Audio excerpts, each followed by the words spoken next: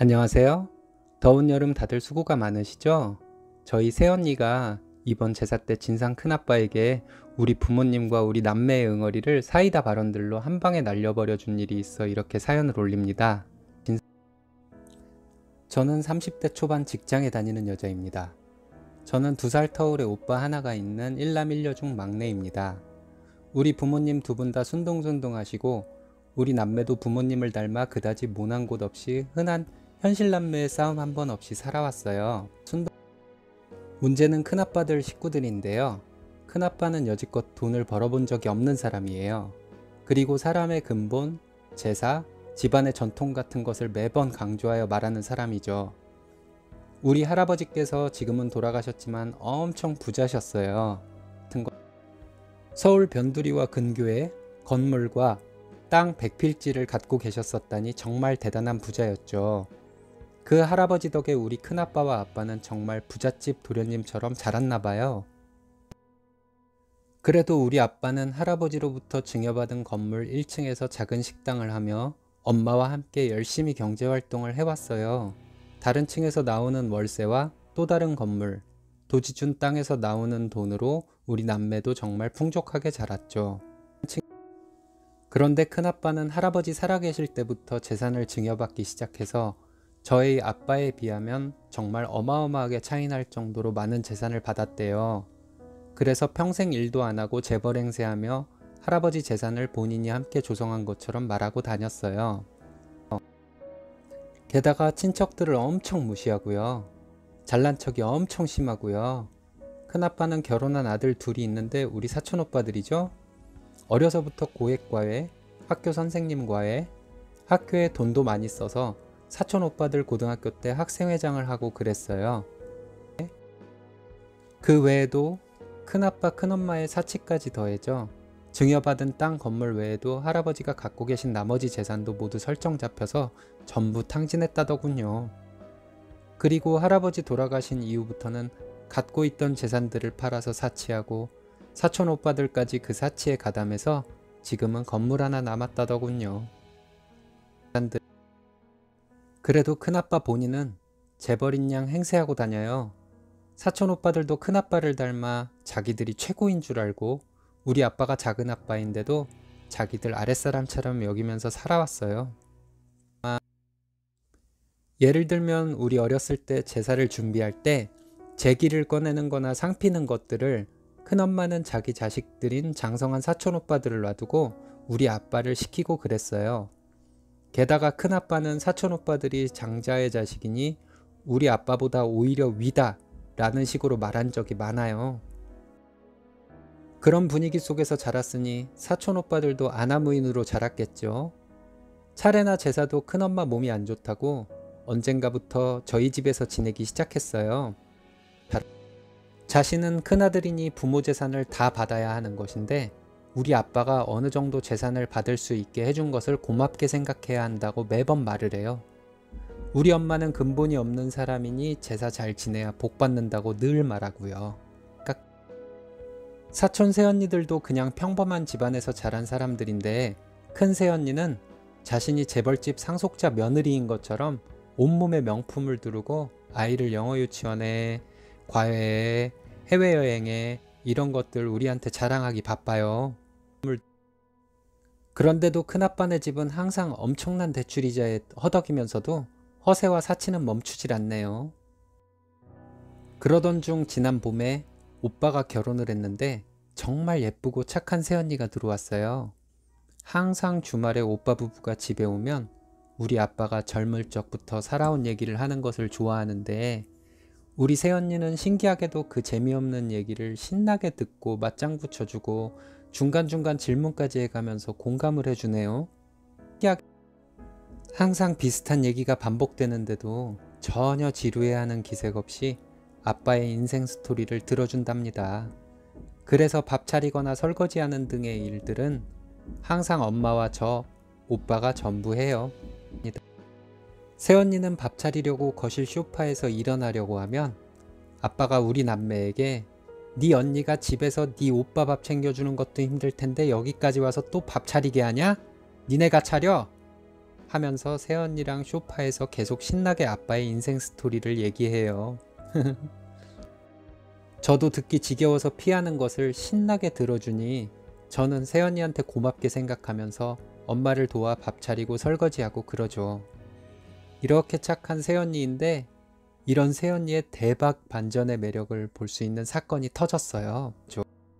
증조할아버지 제삿날 때마침 휴일이어서 우리 집에서 우리 가족들과 큰아빠네 가족들 모두 점심때부터 모여서 제사 준비를 하는데 우리 엄마와 저, 오빠, 새언니 이렇게만 제사 음식을 하고 있었어요. 큰엄마랑 사촌 새언니들은 방에 들어가서 자는지 핸드폰 보는지 나오지도 않고요. 큰아빠는 늘 하던 허세를 부리다가 부엌에 가끔 와서 정성스런 마음으로 제사를 해야 한다고 잔소리를 하고 나갔죠. 제사가 모두 준비되고 원래 밤늦게 지낼 제사를 8시쯤 지내자고 새언니가 아빠한테 말했나봐요. 내일 출근도 해야 한다고. 아빠는 그렇게 하자고 해서 제사 음식을 모두 차렸는데 음식 나르는 소리에 소파에서 자고 있던 큰아빠가 깨서 지금 시간이 몇 시인데 제사를 준비하냐고 했어요.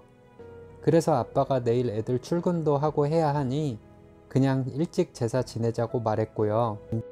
그랬더니 큰아빠가 그런 게 어딨냐고 어디서 며느리로 근본 없는 것들이 들어와서 가풍까지 무너뜨린다고 막말을 하며 제사는 자시에 맞춰 지낸다고 막무가내로 나가더군요. 우리 아빠는 우선 알겠다고 했는데 큰아빠가 대뜸 재수씨랑 공공이 쳐 이리 와봐라 그러더니 제사가 어쩌고 가풍이 어쩌고 하다가 사람이 근본이 없으면 배우려는 자세를 갖기라도 해야지 이렇게 제멋대로 해서 집안이 제대로 되겠어? 라고 말을 하는데 아니 말이 채 끝나기도 전에 새언니가 맞아요 큰아버님 사람이 근본이 있어야죠. 제사에 며느리랑 손주며느리가 제사 음식을 안 하고 방에 어딜 틀어박혀 있어요? 라며 부드럽게 얘기하는 거예요. 큰아빠가 얼굴이 벌개져서는 어제 늦게까지 일하다 와서 그런 거라며 어버버버 하더라고요. 그러면서 큰아빠가 하는 말이 그래서 넌 지금 싸가지 없이 날 가르치려 드는 거냐? 하면서 언성을 높였어요. 아빠가 나서서 중재를 하려는데 새언니가 아빠에게 손짓으로 가만히 계시라고 하고는 앙칼진 목소리로 모르시면 배워야죠. 큰아버님 자꾸 근본 얘기하시는데 큰어머니는 없는 집에서 시집와서 돈 아낄 줄 모르고 시할아버님 재산을 거의 다 탕진했잖아요. 그리고 형님들은 시집와서 큰어머님과 합세해서 더 재산을 탕진했고요. 게다가 차례 때나 제사 때, 지방 경조사 때는 쏙 빠지고 권리는 다 챙기려고 드는 사람들인데 다들 근본이 있는 분들이라서 그런 건가요? 라고 얘기를 했어요. 그랬더니 큰엄마가 새언니한테 쌍욕을 하며 달려들려 하는 걸 엄마가 막아섰네요. 그걸 보고 새언니는 비웃는 듯한 말투로 저거 보세요 큰아버님. 저렇게 미친 사람 마냥 쌍욕하는 큰어머니는 정말 묵은 본이네요. 큰아버님이 잘 가르치셔야겠어요. 라고 차분한 목소리로 얘기하는 거예요. 그 얘기에 사촌오빠들이 뭐라 소리 지르니까 우리 오빠가 니네 형 취급 그만하기 전에 닥치고 있어라. 지 앞가림도 못하는 한심한 새끼들이 어딜 나서? 라고 소리 질렀더니 사촌오빠들은 한마디도 못하고 가만히 있더라고요.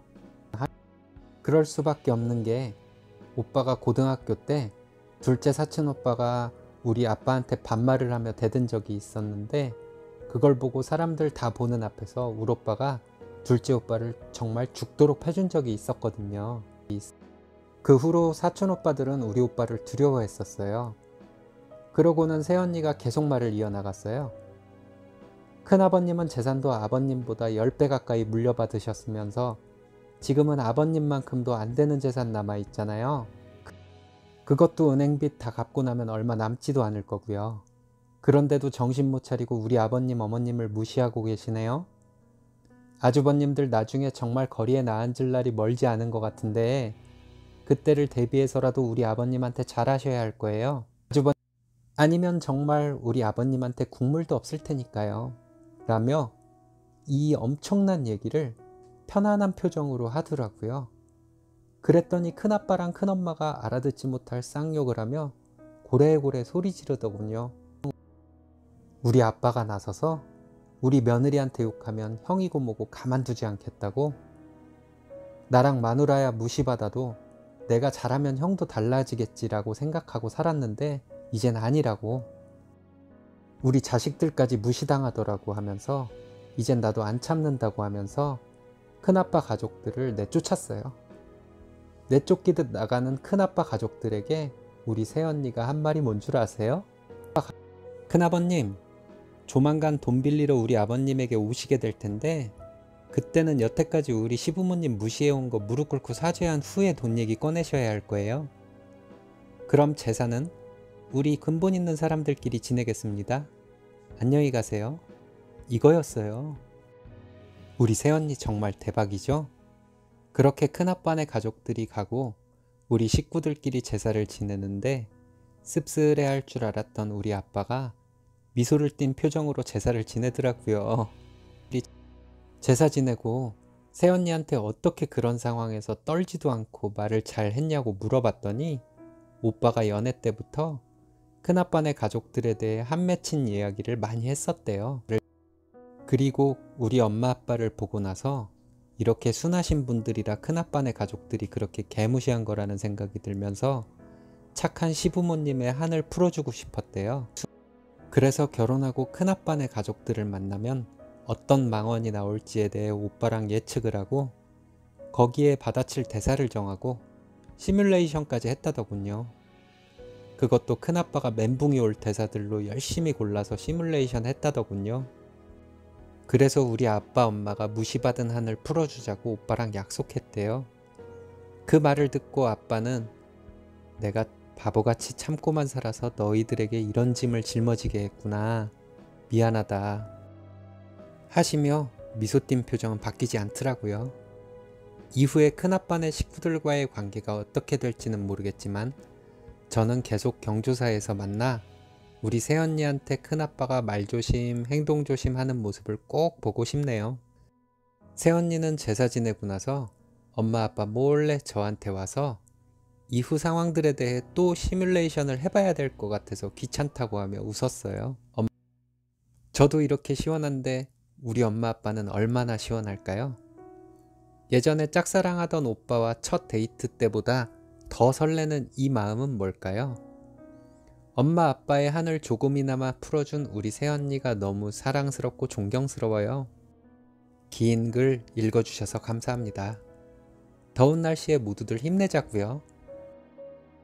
오늘의 사연은 여기까지입니다. 시청해주셔서 감사합니다. 재밌으셨다면 좋아요와 구독 부탁드려요.